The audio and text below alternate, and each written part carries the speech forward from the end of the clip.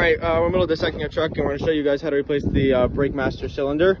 For this job you're going to need a 17 millimeter, 12 millimeter, and a 14 millimeter, and you're going to need one of these for all the other sizes in between.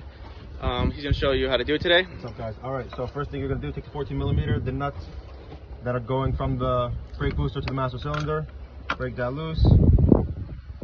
Make it look easy. Yeah, we definitely didn't loosen it before the video started.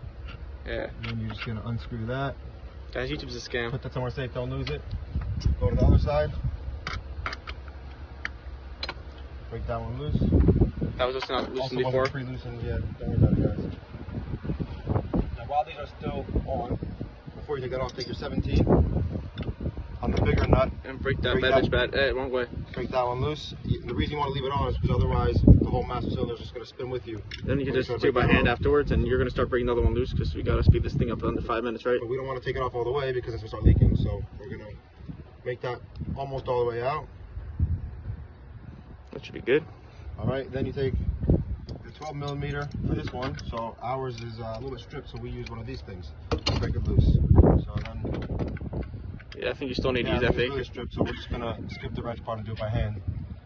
We're just really good at mechanic shit like that. That's why you guys should like and subscribe. Yeah. Make that one nice, and then don't do what I just did. Leave that in there because it may start leaking. Take off this other nut going from the brake booster to the master cylinder. There also should be a wire harness right over here. Which we is got unclipped. We took it out already because we have no more wire. Yeah, we kind of take apart this car. Check. All you gotta do, pull it forward.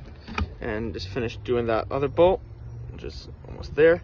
And then just spill everything else on the floor. Now, if you want to know how this works, if you look over here, you have this shaft. And you press the brake pedal, that moves. I'm gonna show you real quick. These are stay over there.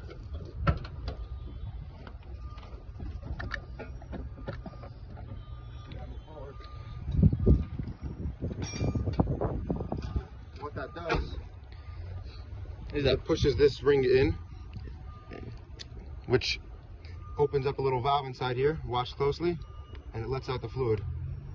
See that? So when you hit the brake, it pushes the fluid from the brake lines into your caliper. Caliper pistons open up, and boom. I'm not sure why that was necessary, but also make sure not to make a big mess with brake clean because it's annoying to clean up. All right, guys, we'll see you in the next one. Don't forget to like and subscribe, and turn on that notification bell to get notified whenever we post a new video.